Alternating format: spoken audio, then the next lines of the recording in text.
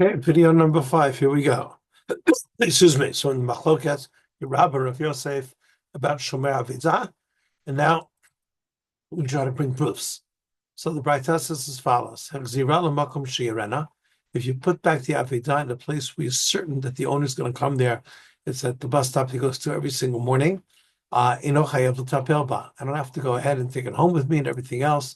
I should go ahead and just put it in that place, and that is good enough for Shavat Avidah. Nignava ovda chayav bachri otah. If it's lost or stolen, I'm responsible. Well, wait a second. What if I just said if I just put it back at the bus stop, I don't have to, not responsible. So therefore, the nignava avda must be if it was from my house. In other words, I brought it home with me, and then subsequently somebody stole it, or I can't find it anymore. Then I'm chayav, and this means according to Rav Yosef, I'm a shomer sachar. So Rabbi comes along and says, no, this case of Nignava of the Chaya Bachri Yasai is in the case of Chzira Lamakom Shirana. But we just said 10 seconds ago, if I put it back at the bus stop, I'm not responsible. So why all of a sudden does the seemingly contradiction Nigna of the Chaya Bachri Yasai? So Rabbi will explain over here, I'm reading the wrong. Amalei, Rabbi will say to Rav Yosef, what are we dealing with in this Braita? Kagon Shek Zira B'Sarayim. I put it back in the middle of the day. So what is the Braita saying?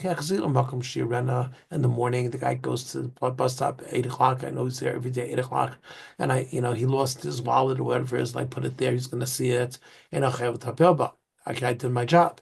But if I go at 12 o'clock in the afternoon when nobody's around, everybody's at work and hardly anybody at the bus stop at all, certainly the owner's not there,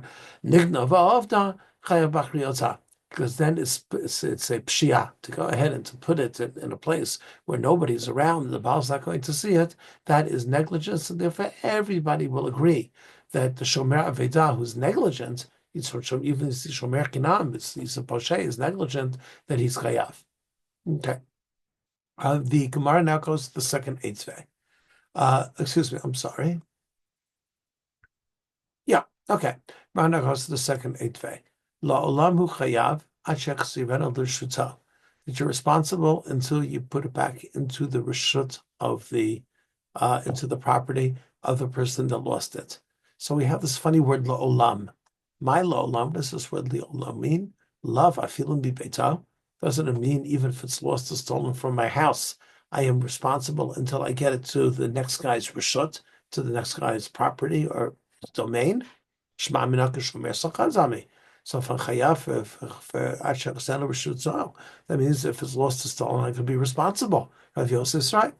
So Amalei, so Rabbi will say, if I have a Baal Chayim, something that's a living object, and it was lost, that means that this object, this cow, or this whatever it is a little bit of a renegade. It goes off on its own. It's a sheep that doesn't stay with a flock, or whatever it is. So now I find it. Since we see in its bria, in its way that it acts, it's sort of like a wanderer. So therefore, even Rabbah would agree that the shomer avedah has to be more on his toes, and therefore, if it's a baal chayim, if it's something which is alive and it's stolen, I certainly just can't put it to bus stop. This is going to go wandering around again, even Rabbah, even in the morning. Rabbah would agree. You can't do such a thing because it's just going to wander off. Let's go to our sheet over here for a second, and we'll answer the questions that appears on the sheet.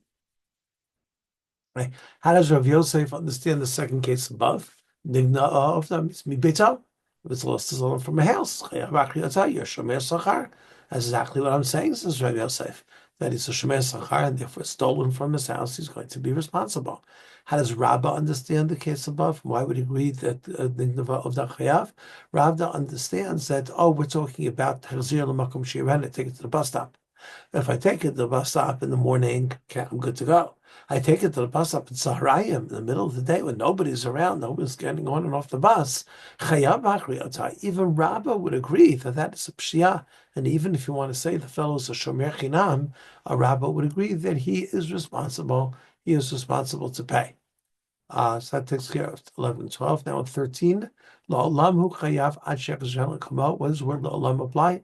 Always, even if it's lost or stolen from my house. According to the conclusion, the Gemara, why would Rabbah agree in this case that shomer avodah chayav? Because we're talking about a ba'al chayim, we're talking about a living object. That living object, the first place that it got, that it was lost, and this fellow found it. So you see that B'teva, in its nature, it tends to, to leave its area, and so therefore you got to be more in your house. Even Rabbah would agree in such a case that the shomer avedah has to be more in his house, has to be more responsible. The example I gave in class, if you're right to be a babysitter, the mom says, "Listen, the kid climbs out of the crib," then you have to be, listening for that. You have to be ready for that. The mom doesn't say anything, and she says everybody's asleep. So then you sitting at the at the table reading or doing whatever you're doing, and you don't have to be wary that maybe the kid's going to climb out of the crib. Okay, next proof of the Gemara, what the Gemara wants to prove. Let's go through it over here. So in the Torah, when it talks about Hashavat Avedah, so I had one of the sheets, this pasuk. Lo tireh achicha otzion nidachim v'talanta mehem hashev tishiveim la'achicha.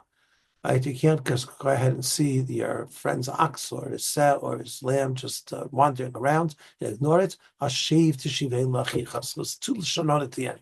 Hashev tishiveim. It's a double lashon. So the Gemara, so the Braita says as follows: Hashev enli ela b'veitah. So apparently from Hashev, you say if you have to bring it to the guy's house, you got to ring the doorbell and got to give it to him. Leginato u'lechovato minayim. How do we know that it's good enough just for me to put it inside his yard? And that's going to be good enough. Talmud tishivim become a call. The fact says Hashev tishivim, any which way you get it back to him. You do not necessarily have to ring the doorbell. Right?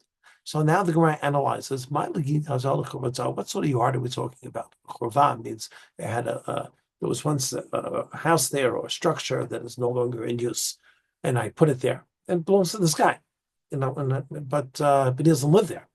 It says, if you're saying that, what did he do? He returned it to a fenced-in yard, or to a chovah, which was a door on it, and you close the door. It's mishtameret, it's secure. Then it's the same thing, giving it to him in his house. And so again, the Braita seems to tell me there are two levels. There's Beita, there's Ginatov v'Chovata. But as Ginatov v'Chovata mishtameret, if it's a secure place, it's the same thing as Bayit. So therefore, Ela Pshita, we're going to the conclusion, Ginatov she'ena mishtameret, v'Chovata she'ena mishtameret. That it's good enough that if somebody lost a basketball, I know whose it is, I just throw it in his front yard, even if there's no gate around it, and even if it's open to the street. That's what you get from Hashem Tishivim, Shema Minach Shomer Chinam Tami. So apparently his responsibility is less. It's like the level of a Shomer Chinam. If I had the responsibility of a Shomer Sachar, a greater responsibility, the Torah would never let me get away with putting it on its front yard that's open to the street. For the fact that the Torah lets me get away with it, that apparently that is good enough. And so Rabbah proves from here that his level is that of a Shomer Chinam. Amale, Rav Yosef will answer. When the Braita says you can go ahead and you can return it to his gina, to his yard, to his krovah, we're talking about it was a secure location. It was, fenced-in yard. It was, a krovah that had a door in it. And you said if that's the case, that's the same as giving it to him in his house. It's the same as ringing the doorbell. Says the Gemara, no. The chiddush here is, the news here is that Hashavat Avedah, the Baal, the owner, does not have to be informed. In other words, I find somebody's basketball, and I know who's this, I throw it over his fenced-in yard, even though I didn't call him, didn't know what's happened, and maybe he has no idea that it's there, that is still good enough. So it comes out according to Rav Yosef. Of course you have to put it in a makom hamishtamer. You have to put it in a secure location. The chidush is that the lo be'inanta apa'alim. You don't necessarily have to inform the owner that you put it there. As Rabbi Elazar taught us, Amar Rabbi Elazar, normally, if somebody gives me something, somebody lends me something, and I return it, he has to know that I'm returning it. Just can't throw it into his yard. If I borrow a basketball from somebody, I have to put it, unless the guy gives me permission, I have to bring it back to his house, and I have to ring the doorbell and say, here. someone would steal something and they have to return it, they have to go find out who the owner is and they have to give it to him. Hashavat Aveda, we have a kula, we have a leniency that I can put it into the yard even though the owner doesn't know. How do I know that? And the Torah says hashiv to shivaim. In the pasuk, apparently there's more than one way of giving it back. It's not just the usual way that it's da'at ba'alim where the guy knows about it. Even if I just put it in a secure location, even if he doesn't know about it, that's going to be considered hashavat aveidah.